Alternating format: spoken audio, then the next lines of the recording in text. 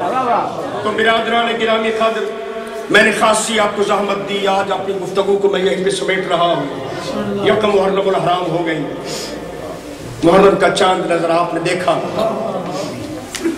جی، ایک دوسرے کو خبر دی، آج محرم کی پہلی ہو گئی، آج امام بارگاہ مجلس ہو۔ کبھی سوچو نا، یہ چاند کبھی رباب نے بھی دیکھا ہوگا؟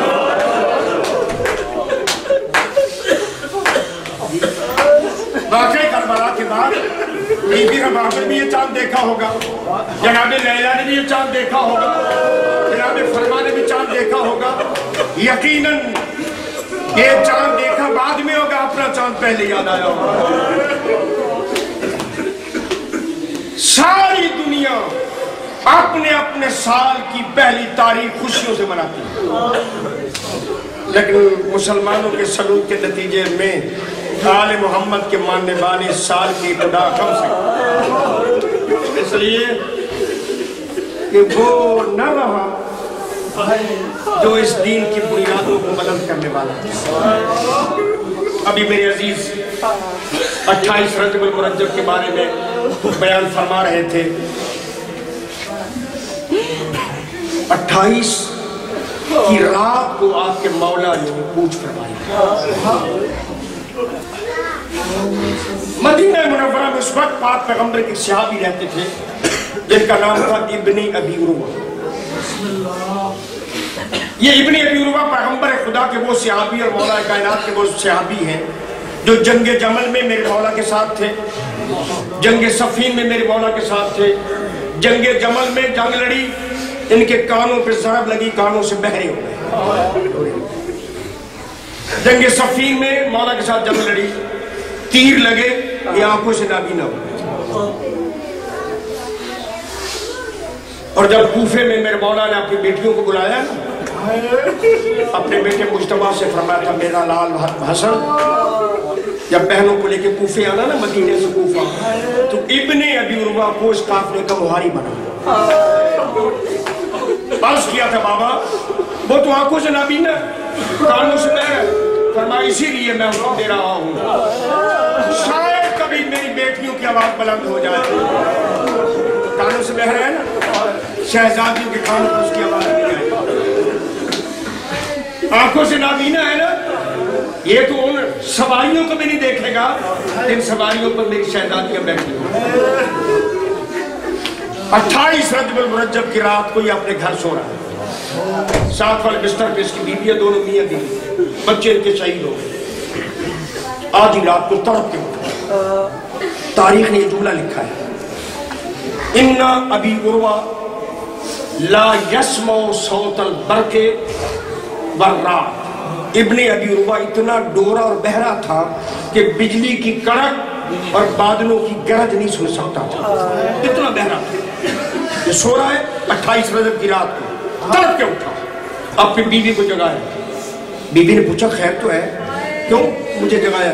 کہا تم جانتی ہو میں کانوں سے بہرا ہوں، بجلی کی کڑک بادلوں کی گرج نہیں سن سکتا۔ اس کہا میں جانتی ہوں کہ تو کانوں سے بالکل بہرا ہے۔ کہا خدا جانتا ہے ابھی ابھی میں نے کسی بی بی کے رونے کی آواز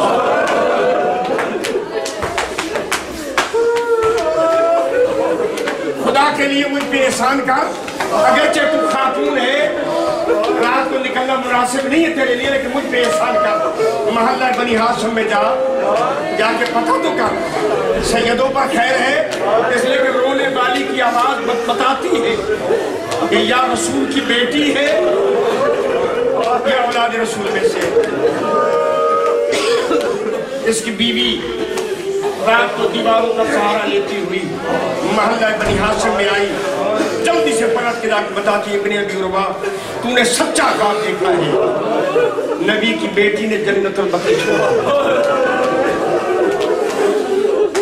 علی کی بیٹوں نے جوتے پہن لیے ہیں، دروازوں پہ سواریاں آ چکی ہیں، حسین اکبر و قاسم آنے والی سواریوں کا استقبال کر رہے ہیں۔ ابن ابی عروہ نے کہا ہے فرزند رسول کو کوئی روکنے والا نہیں، کسی نے نہیں کہا کہ اللہ نبی کے بیٹے نہ مدینہ چھوڑ، تو مدینہ کی رونق ہے، آپ مدینہ کی زینت ہے، آپ سے مدینہ آباد ہے۔ کہا مجھے یہ تو علم نہیں ہے، کہا میں جا کے روکتا۔ अज़ादारों, जब इमाम ने तैयारी की है ना और बीवियों ने घरों से निकलना शुरू किया है, हजरत अब्बास ने मोहल्ला बनी हाशिम की हर गली पर एक एक पहरेदार मुकर्रर। कासिम तुम इस गली के पहरेदार हो, अकबर तुम यहाँ पहरा दो, और मोहम्मद तुमने इस मकाम पे पहरा देना। जिस गली से इब्ने अबी उर्वा का घर था ना, यहाँ जनाब सज्जाद का पहरा। हुसैन का कड़ियल बेटा पहरे पे खड़ा हुआ है। इब्ने अबी उर्वा अपनी बीवी का सहारा लेता हुआ आपके इमाम को रोकने के लिए मौला मदीना न छोड़े, दीवारों का सहारा लेता हुआ है।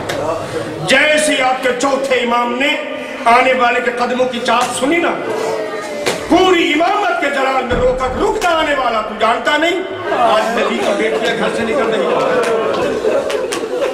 अज़ादारों, जैसे जनाब सज्जाद की आवाज बुलंद हुई, आपके मेरे मौला इमाम हुसैन अलैहिस्सलाम आगे बढ़े। कहा बेटा सज्जाद, हर एक को रोको लेकिन इस आने वाले को न रोको। ये आंखों से लाती है, कानों से कह रहा है, हम आले मोहम्मद की मोहब्बत दिल में रखता है। आपके चौथे इमाम फरमा माँ बाप सच फरमाते हैं, अगरचे ये कानों से बह रहा है, आंखों से नाबीना है, लेकिन मेरी फुफियाँ तो नाबीना नहीं है, फुफियाँ तो बही नहीं है। कहीं ऐसा न हो कि शहजादियों की नजर इन पर पड़ जाए। सज्जाद की गैरत दोबारा नहीं करती कि मेरी फुफियों की नजर किसी सहाबी रसूल पर पड़े।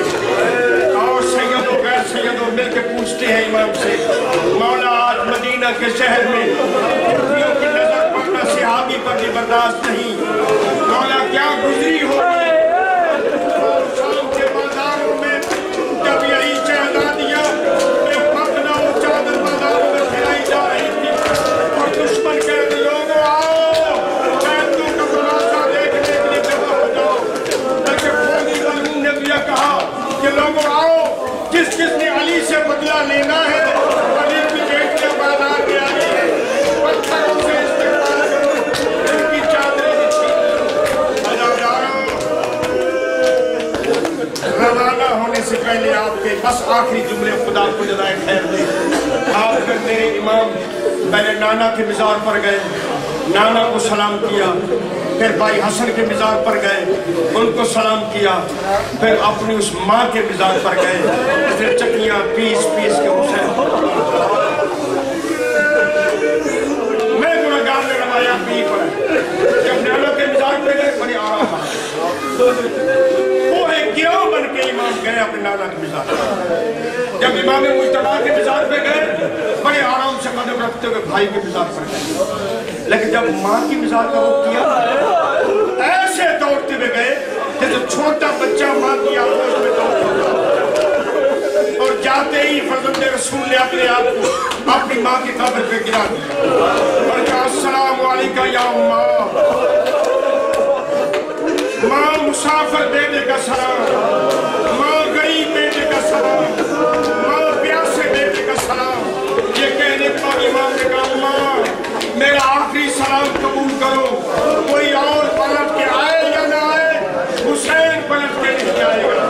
अज़ादारों, कब्र कबूल ही दी, आवाज आई बेटा हुसैन न घबरा, इधर तू मदीना छोड़ेगा, इधर तेरी माँ कब्र को छोड़ देगी, बेटा जहाँ जहाँ तू जाएगा तेरी माँ साथ साथ जाएगी। अज़ादारों, यही वजह अल्लामा अब्बास कुम्मी लिखते हैं, यही वजह कि जब वाक़या करबला के बाद सैयदों का लुटा हुआ काफिला शाम के जिंदान में कैद हो गया। एक दिन दरोगा कैद खाना कहता है कैदी सज्जाद, जब रात को मैं कैद खाने का दरवाजा बंद करूं ना, आप अपने कैदियों को गिन लिया। मेरे इमाम फरमाते हैं दरोगे जब तेरा जी चाहे तो दरवाजा बंद कर ले, मेरा कोई कैदी बाहर निकलने का आदमी नहीं।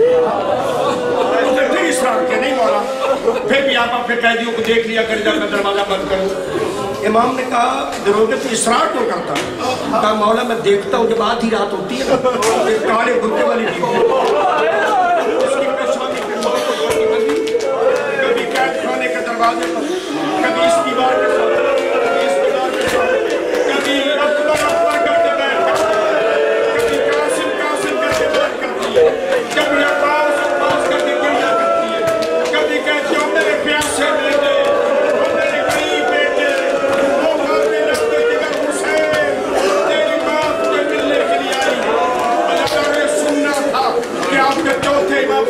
करोगे